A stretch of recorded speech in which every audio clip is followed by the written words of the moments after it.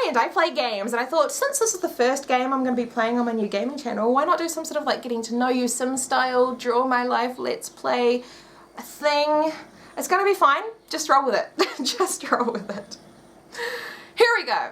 I was born in a tiny little country down the bottom of the world called New Zealand. My mother and my sperm donor were both in the army, so I was very much a surprise baby, with my mum not even really realizing I existed until she started getting fatter.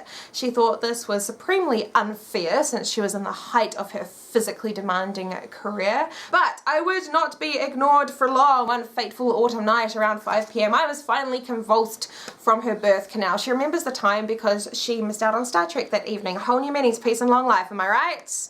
Well, not so much the peace part, because when I was 2, sperm donor decided that his deposits were just too good to keep to one singular family unit and was caught cheating with some other chick. I originally wrote banging here, but I thought it was too crude and put cheating.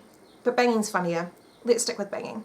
Needless to say, Mother and I left that loser in the trenches for dead and moved to Tauranga, renowned for its beaches, long, sunny, drawn-out days, floods of white-collar retirees. It was a perfectly pleasant, perfectly safe, loving, happy, and terrifically boring childhood. For an only child with an overly active imagination and a natural aversion to sunlight, this wasn't the greatest combination, and I quickly grew very bored with quiet life suburbia. Yes, I had a wonderful family and great friends in school and extracurricular activities coming out of my ears, but I always wanted bigger and brighter, so I used to make up stories. Wonderful, elaborate stories which I would tell to myself to relieve the monotony of normal life. Some of these stories I would tell to people, but when they didn't come true or got too outrageous, I got too carried away, I was branded a liar and a weirdo, the latter of which was like a badge of honor to me. I very quickly fashioned a reputation for myself as the freaky goth kid or the crazy one or the drama queen. I figured if I couldn't be where the excitement was, I'd bring it to me. I definitely preferred to stand out and have people talk about me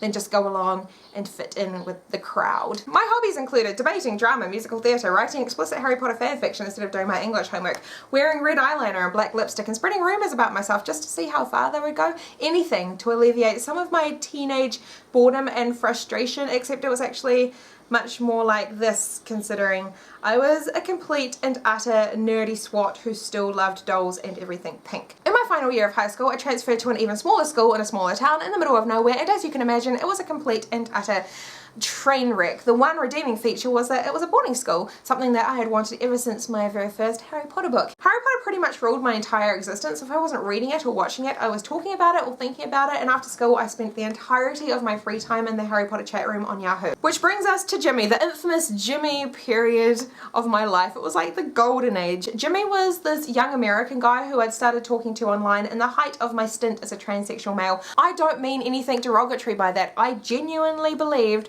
for about 7 years of my life, 15 to 22, that I was supposed to be born a male. So I was actually talking to Jimmy as my alter ego Gary, and Jimmy and Gary fell in love. It sounds stupid, but it's true. I really loved Jimmy and he loved me, Gary, back. That is until my friend who had a crush on me, Laurie, finally got over it all and called me out on all my bullshit. Jimmy and I thankfully remained friends, even though I was completely devastated and became utterly obsessed with him. So you can imagine my horror when I found out that my new boarding school, the place where I was now living and working, had very little internet access. You had to book your internet access in advance.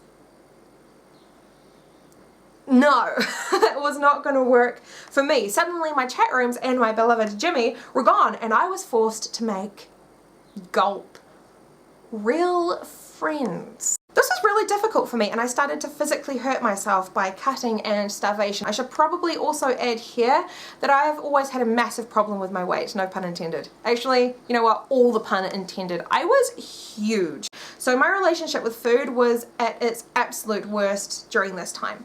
But fortunately, despite my numerous hang-ups, I made very good friends with my roommates, Seiko, Adriana, and Becca, and two gorgeous fellas, Peter and Jacob. I adored them all, and I was very, very lucky to have them around, especially after the great Jimmy breakup of '05. I actually went to meet Jimmy in Missouri, and I was thrilled that we seemed to be getting on really, really well, and he kind of seemed to love me back. We were having a fantastic time flirting, holding hands, making out, going on little dates, until his friend Kari came to visit, and being much thinner and prettier than me, he pretty much kicked me out in the middle of a foreign country with nowhere to go. So I was forced to rely on his sister, a complete stranger who really helped me during what I really think was the darkest week of my entire existence to date. But it wasn't so bad, because when I got back to New Zealand, Half-Blood Prince had just been released, and my teenage heartbreak very quickly healed with the mystery of just who RAB was. FYI, I knew it was Regulus, but my friends at school were like, ah, no, that's stupid. He's a Death Eater and a black. And it's not like both of the blacks would be traitors. Muggles, seriously. School ended with me getting a lead in the musical, A Date with Jacob, although he later came out as gay, and one of the best years of my life. After that, it was straight on to university, where I went against all my creative interests and passions to study accounting.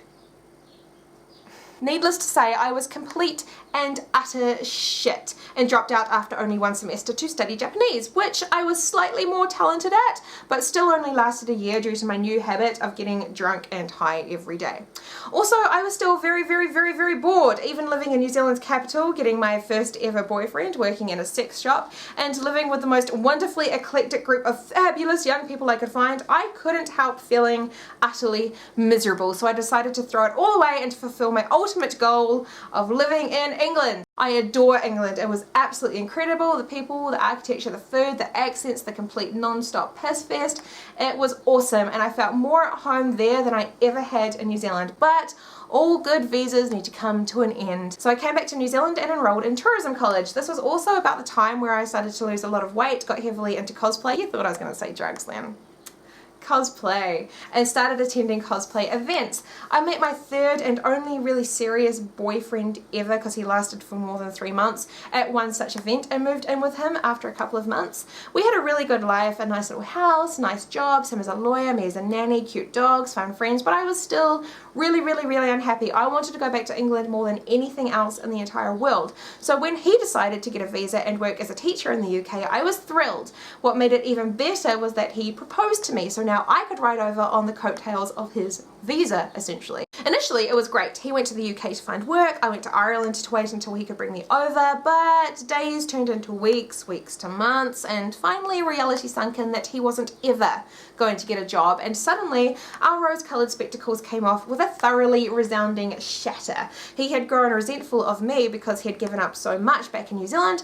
I grew frustrated with him because he had stopped trying or caring. Eventually it all came to a head, and he told me via Facebook that he was calling off the entire engagement and leaving England and me for good. So now, as happy as I was to be in Ireland, I was alone and lost once more. I went trudging back to Tauranga, tail between my legs, hoping that next time I was back in Europe, it would be as a better, more stable, and hopefully more permanent person. In the few short months since I've been back in New Zealand, I had a job as a travel agent in Auckland, but quit after a few weeks due to the stress and moved back to Tauranga once again, where I began to learn how to fly, which I absolutely adore but have run out of money to continue. So I've scavenged the last of my pennies together, bought a PlayStation 4, and now live vicariously through my console characters. So far not so good for the whole stability thing. But it's New Year! Happy New Year! And if ever there was a time to start working towards those unresolved goals, now might very well be it. So whether it's to lose weight, move country, get a new qualification, a new job, whatever it is you hope to do, I hope 2016 is good for you, and I wish you a very awesome, magical, beautiful new year. One of my goals is to make regular LP videos, so if you enjoyed this video, help me out a little bit, give me a thumbs up, maybe a cheeky subscribe, and I'll see you next time for more Let's Play Lore! Woo woo woo! Okay, bye.